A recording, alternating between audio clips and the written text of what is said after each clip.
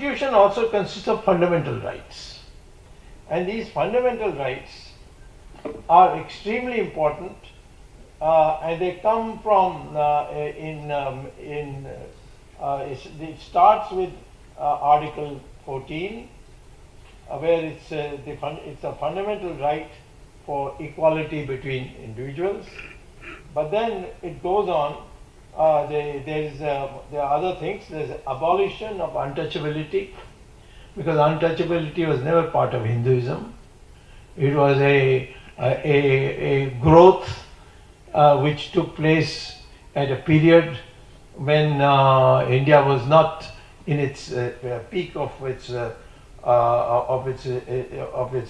culture, and it's on Article 17 of the Constitution. It is clearly stated that the untouchability is abolished in this one short line. And whether it is in practice still there, not there, those are secondary matters. It is something that has to go, and each of us have to fight for it. And people, we are all the same people. How do I know that we are all the same people? The DNA studies. The DNA studies, which have now been published in the University of Cambridge Journal of Biology and Genetics, the Houston University in the United States, their publication, and the Mysore University's publication, all of them have brought out all the DNA studies and say that Indians from Kashmir to Kanyakumari, they all have the same DNA. Skin color may be different because of the pigmentation changes that take place due to the exposure to the hot sun. And where the sun is not hot, or at least doesn't fall directly on the people, and therefore like in Kashmir, the skin color can be different. But skin color has got nothing to do with the DNA. DNA studies show that we are Indians from Kanyakumari to Kashmir, and from Jamnagar to, shall I say, Manipur. There may be people who may have come at the fringes, but broadly speaking, 99% of the Indians are the same, have the same DNA. So our DNA is the same. So Aryan Dravidian business is misinterpreted. Dravidian is a word in Sanskrit which Adi Shankara created when he began his Padyatra from Kerala to Kashmir.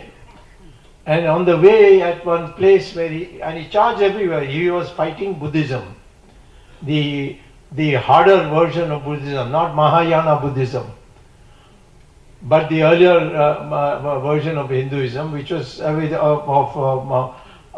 Buddhism, earlier version, which went to Sri Lanka and Thailand and so on other places.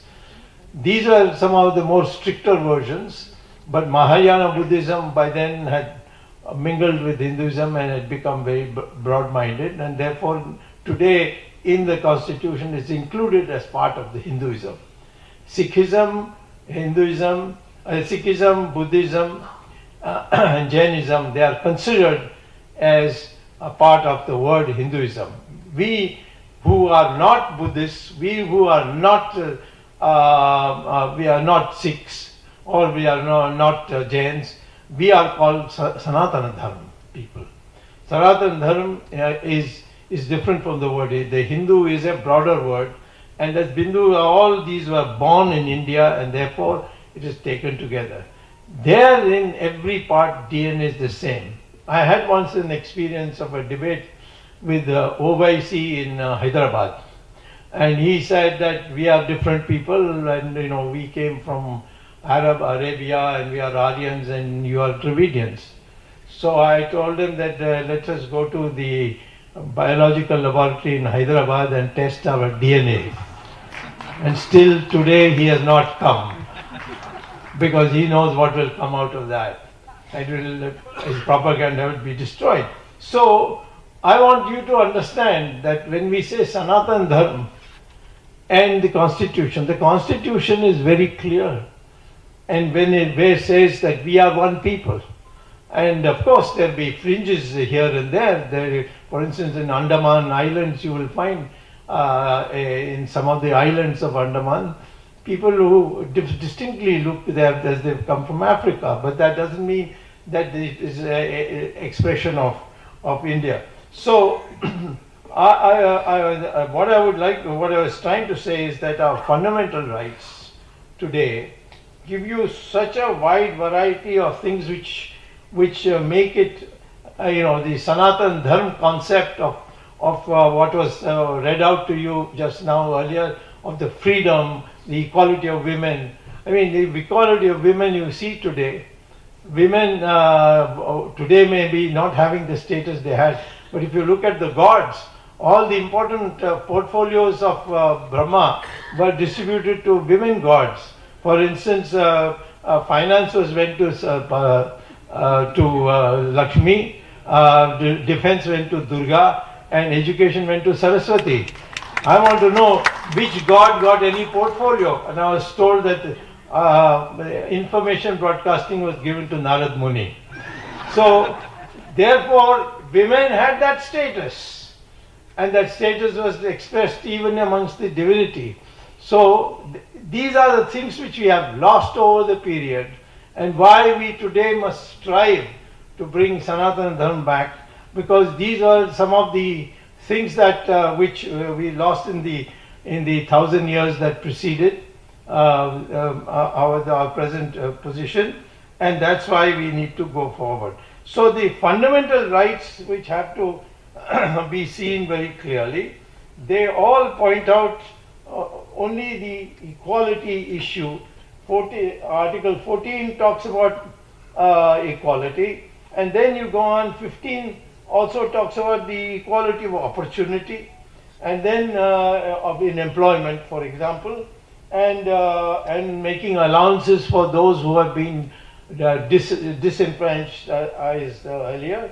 And then in the process, all those titles that the British gave us all have been abolished in Article 19 to bring us into the arena of equality.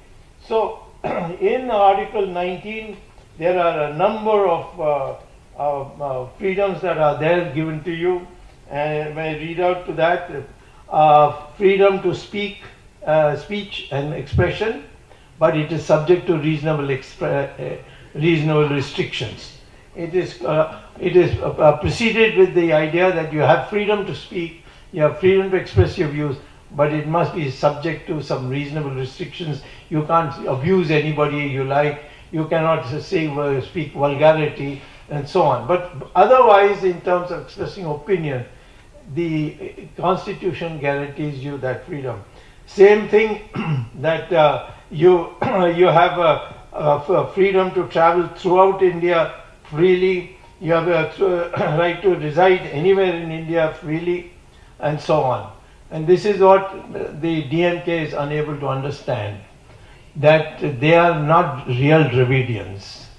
They are people who are uneducated people who are misusing the word Dravidian. The word Dravidian was created by Adi Shankara, who, when he was on his way, he was asked, who are you? And he said, I am a Dravida Shishu. And he explained it is two words which were merged into one. Tra means three, Vid means coast. So where the three coasts meet, that is where he came from. He came from Kerala.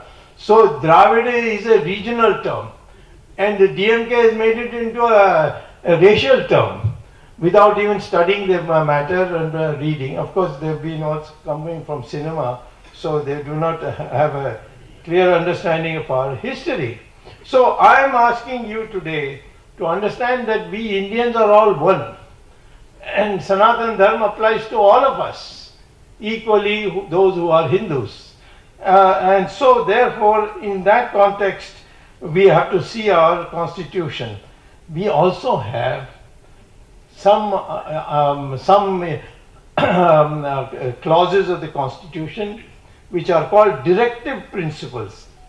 Let me read out some of the directive principles that you have in our Constitution. First, I'll read not all of them, but first is Uniform Civil Code. This Uniform Civil Code applies to women and men equally in all religions. And now slowly it has started coming. The present government in Delhi has taken a number of short steps, but it's not yet fully reached a stage where we say no, one man, one woman, equal rights to wealth and rights and so on. So these are things which are in our Constitution, and it says that the state shall endeavour to secure the citizens a uniform civil code throughout the territory of India. Uniform civil code for social matters, and particularly in the case of marriages and so on. In marriages, when men and women are equal, they cannot be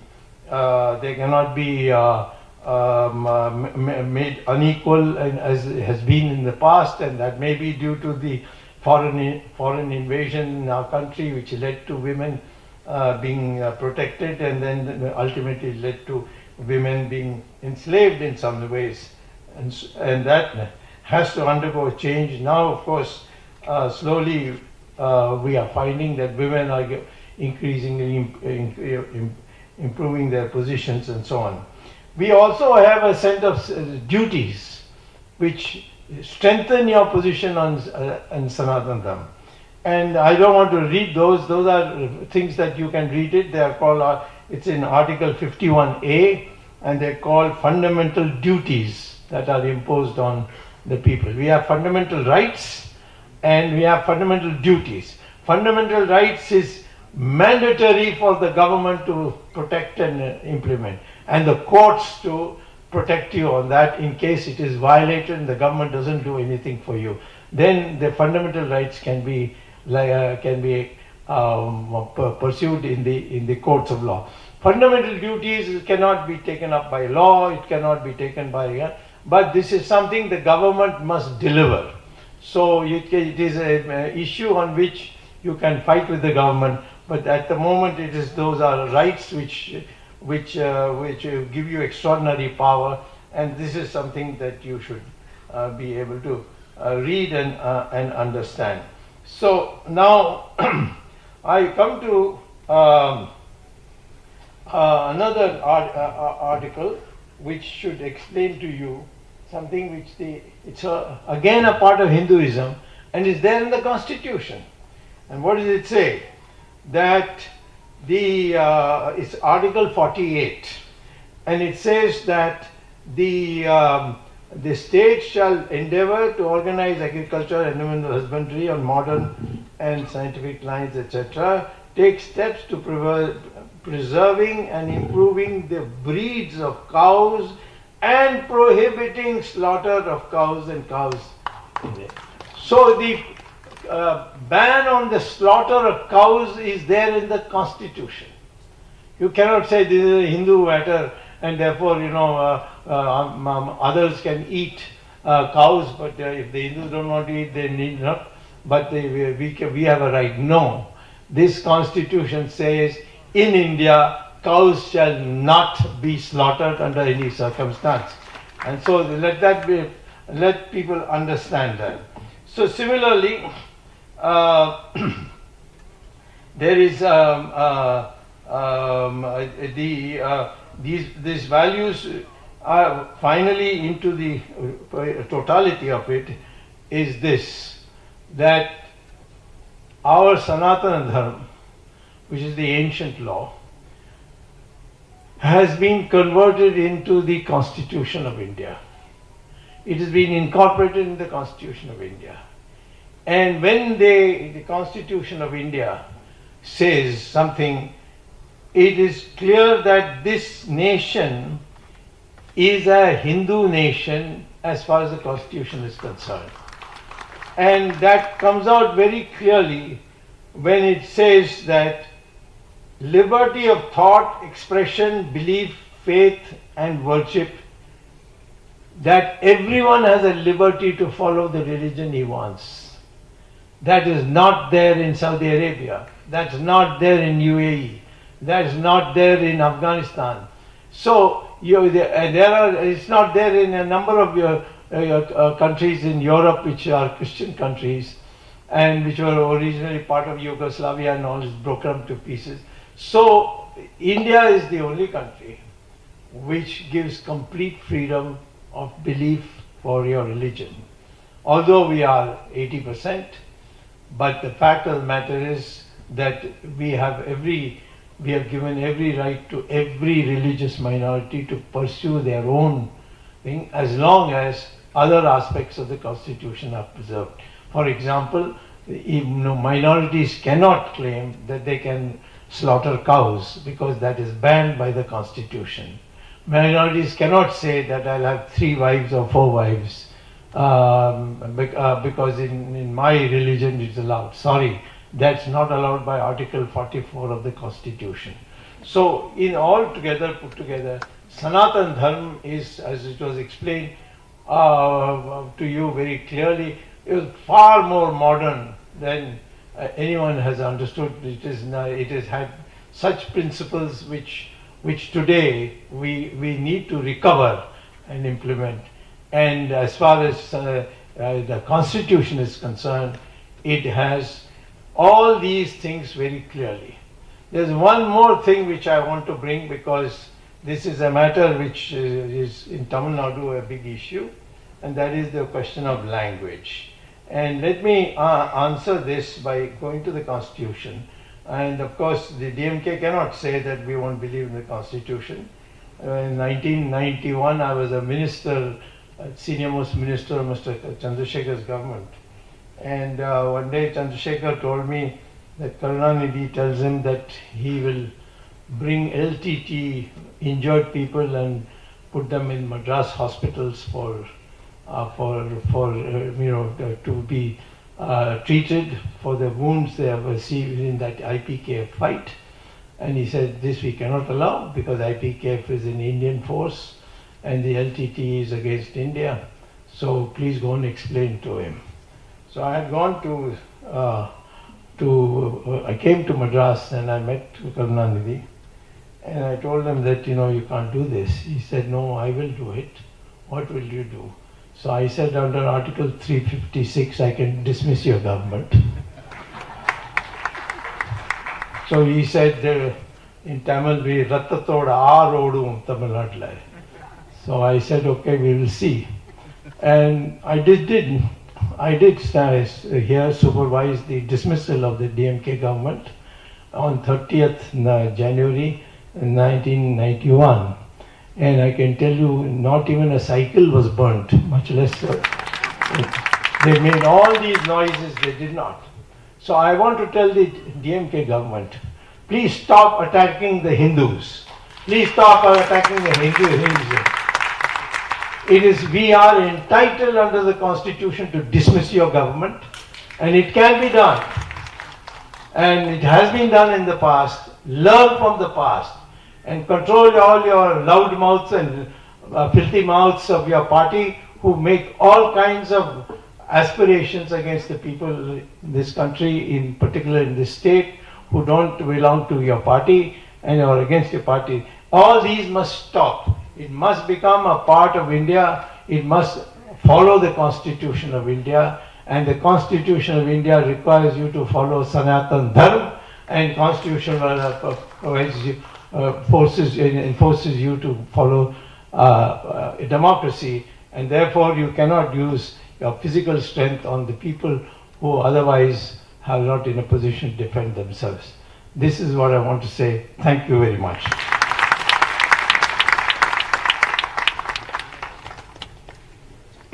Thank you, Dr. Swami, for your scintillating and enlightening speech. Can we have a big round of applause for all the speakers?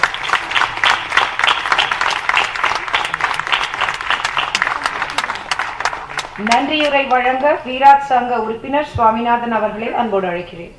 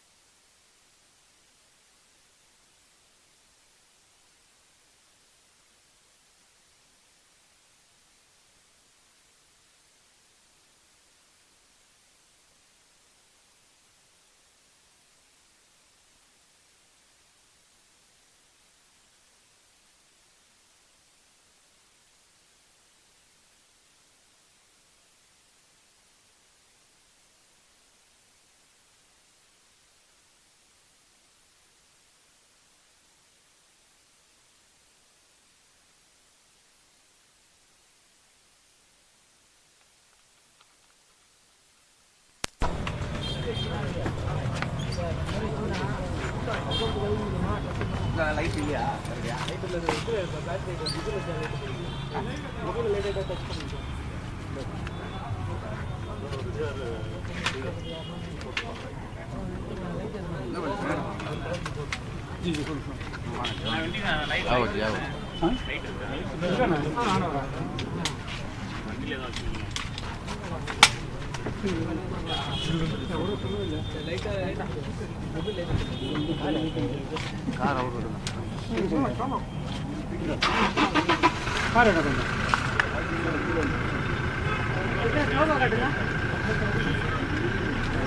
கண்ணு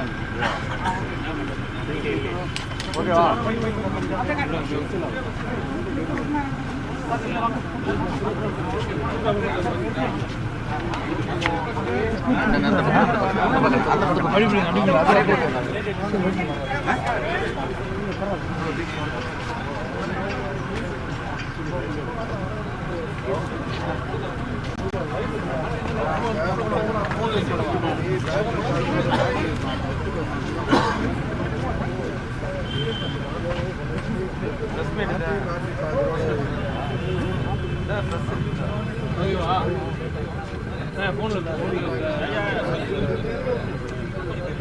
யார் இது போங்க idea இருக்கிற available light சரி ஒருத்தவரை light வச்சுக்கியா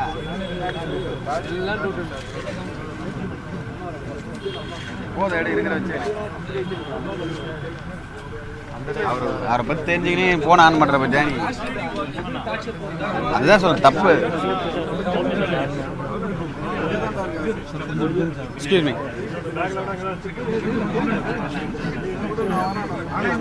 sir sir we are waiting for you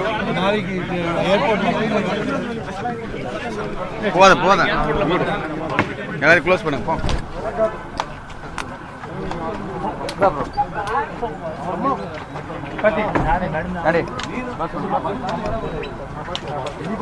close பண்ணு பேச கூட தயாராக